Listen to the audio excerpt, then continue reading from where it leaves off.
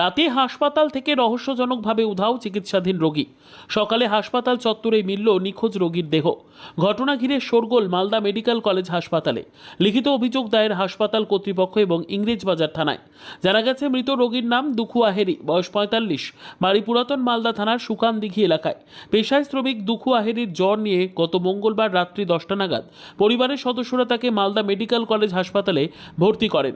বুধবার রাত 11টা পর্যন্ত স্বামীর সাথেই ওয়ার্ডে ছিলেন চিন্তামণি আহেরি। তার অভিযোগ, পুরুষ ওয়ার্ডে মহিলা কাউকে থাকতে দেওয়া হবে না এই বলে কর্তব্যরত নার্স এবং নিরাপত্তা রক্ষীরা তাকে ওয়ার্ড থেকে বের করে দেয়। এরপর আজ অর্থাৎ বৃহস্পতিবার সকালে স্বামী কেমন আছেন খোঁজ খবর নিতে গেলে মেল মেডিসিন ওয়ার্ডে আসেন তিনি। কিন্তু মেল মেডিসিন ওয়ার্ডে গিয়ে তিনি দেখেন স্বামী নেই। বলা হয় তার স্বামী নিখোঁজ হয়ে গেছে। এরপরই শুরু হয় খোঁজাখুঁজি। পরে দেখেন মেল মেডিসিন ওয়ার্ড থেকে মাত্র 100 মিটার দূরে মেডিকেল কলেজের নির্মীয়মান ভবন চত্বরে পড়ে রয়েছে তার স্বামীর দেহ। এরপরই দেহ উদ্ধার করা হয়। পরিবারের অভিযোগ, চিকিৎসাধীন রোগী কিভাবে নিখোঁজ হলো বেড থেকে, নিরাপত্তা রক্ষী এবং নার্সরা কোথায় ছিলেন। আমার স্বামীর মৃত্যুর জন্য হাসপাতাল কর্তৃপক্ষ দায়ী। বিষয়টি খতিয়ে দেখা হচ্ছে। অভিযোগ পেয়েছে, কারো দোষ প্রমাণিত হলে অবশ্যই ব্যবস্থা নেওয়া হবে। মঙ্গলবারে কি হয়েছিল? অসুখ হয়েছিল, তারপরে মঙ্গলবারে ভর্তি করলাম, মঙ্গলবার থাকলো। তারপরে কালকে সন্ধ্যাবেলা আমাকে পেশেন্টের সঙ্গে থাকতে দিল না। রাত 11টার দিকে আমাকে বের করে দিল। রাত 11টার দিকে বের করে দিলে তো আমি তো আর পেশেন্টের কাছে যেতে পারলাম না। তো আমি বলছি আগে আমাকে পেশেন্টের কাছে যেতে দাও, যেতে দাও। গেটে বারবার করে যায়, আমাকে যেতে দেয় না। আর তখন আমি বলি কি যে আমার পেশেন্টটা খুবই অচল, জল খাবে না, বাথরুমে যাবে, কোথায় যাবে, তো আমাকে একবার যেতে দাও। বলছে না না যেতে হবে না, অত আমরা দায়িত্ব নেইনি যে ওখানে মেয়ে ছেলে যেতে হবে। তা আমি বলছি দাদা ভাই সবাইকে বলছি দিদি আমাকে যেতে দাও। তো বলছে না যেতে হবে না। তা আমি বলছি যেতে যখন তা দিলা না, তাহলে পেশেন্টটাকে একটু দেখবা। তো পেশেন্টটাকে আর কি দেখবে, আমাকে 6টার দিকে তখনকার বলছে কি, আমি বলছি দাদা এখনো ঢুকতে দাও। বলছে না সকাল 6টায়। বলছে না এখন ঢুকতে হবে না, আর আধ ঘন্টা দাঁড়াও, আধ ঘন্টা দাঁড়াও। দিয়ে তারপরে আমি বলছি কি এখনো কি আধ ঘন্টা হয়নি, এখন কি 6টা বাজেনি, পেশেন্টের কাছে যেতে দাও। দিয়ে পেশেন্টের কাছে গেলাম, বেডে পেশেন্ট নাই। আমি সিস্টারদেরকে বললাম যে আমার পেশেন্ট কোথায় গেছে। বলছে দেখো বাথরুমে হতে গেছে। বাথরুমে যাই দেখলাম একবার ছাড়া দুবার আমাকে পাঠালো, আমি দুবার করে গেলাম বাথরুমে। তো ওখানে তো পেশেন্ট নাই। দিয়ে তখন এই রাস্তা দিয়ে গোটায় ঘুরতে ঘুরতে ঘুরতে ঘুরতে একজনটা আমার সঙ্গে দিয়ে পাঠিয়ে দিল। বলছে কি এনার পিছনে পিছনে যাও, নিজের পেশেন্টকে চিনতে পারবা। বলছে হ্যাঁ আমি চিনতে পারবো। দিয়ে তারপরে আমাকে গোটায় নিয়ে যায়।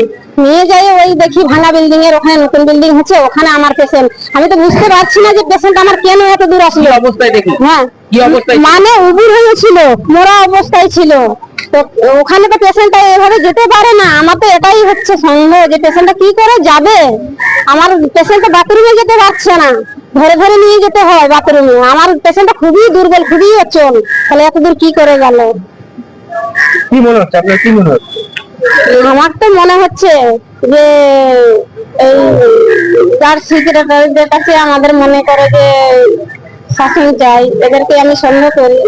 সন্দেহ করতে? হ্যাঁ, যে আমার পেশেন্ট একা এত দূর হাঁটতে পারবে না। কি সন্দেহ করছে?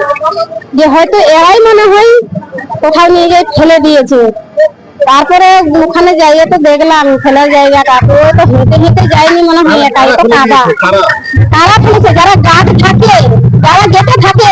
আমার তো সন্দেহ হচ্ছে এটাই, নাহলে গেট কি করে খুলতে পারবে আমার পেশেন্ট। আপনি যখন আজকে সকালে দেখতে এলেন তখন কি বললো আপনাকে হাসপাতাল থেকে?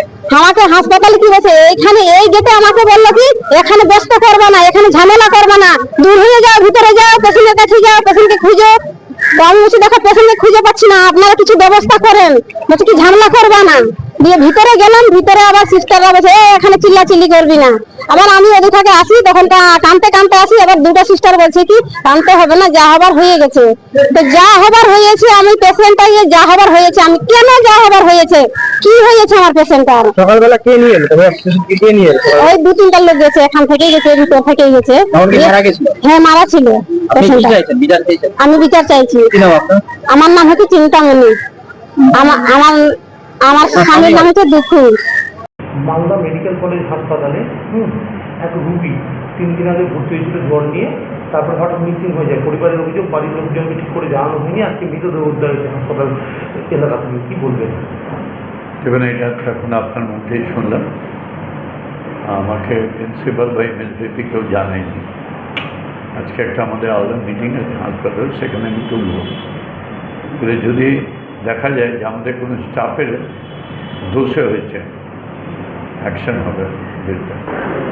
সারা পশ্চিমবঙ্গে এই তৃণমূলের রাজত্বে স্বাস্থ্য পরিষেবা একদম তলানিতে ঠেকেছে।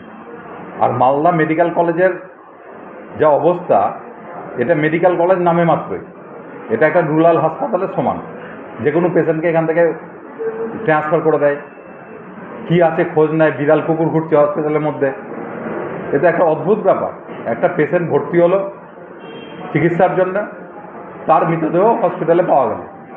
বাড়ির লোককে পেশেন্টের কি অবস্থা, কখন কি অবস্থা, চিকিৎসা কি হলো সে সম্বন্ধে কিছু জানানো হলো না। এ একটা অদ্ভুত অবস্থা। এখানে বেশিরভাগ ডাক্তারই আসে, তারা বিভিন্ন জায়গা থেকে ট্রান্সফার হয়ে আসে, সপ্তাহে 1-2 দিন থাকে, চলে যায়। না এটা প্রশাসন দেখে, না রোগী কল্যাণ সমিতি দেখে, কারোই কোনো এখানে মনে হচ্ছে দায়িত্ব নেই। মানে রাজ্যটা, স্বাস্থ্য ব্যবস্থাটা একদম জলের তলে মনে হচ্ছে চলে গেছে। শুনলাম যে একটা পেশেন্ট সকালে মারা গেছে, বেডে ছিল না, পরে ওকে উদ্ধার করে নিয়ে আসে এবং তারপরে ডোজ ডিক্লেয়ার করে। জিনিসটা খতিয়ে দেখছি ওটা কি ঘটনা ঘটছে।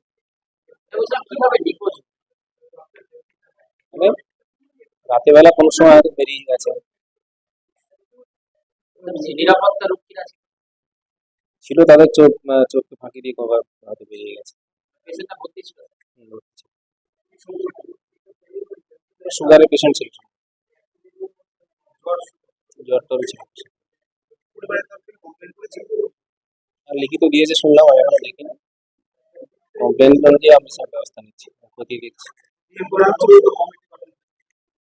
কমিটি এখন গঠন করা হয়নি,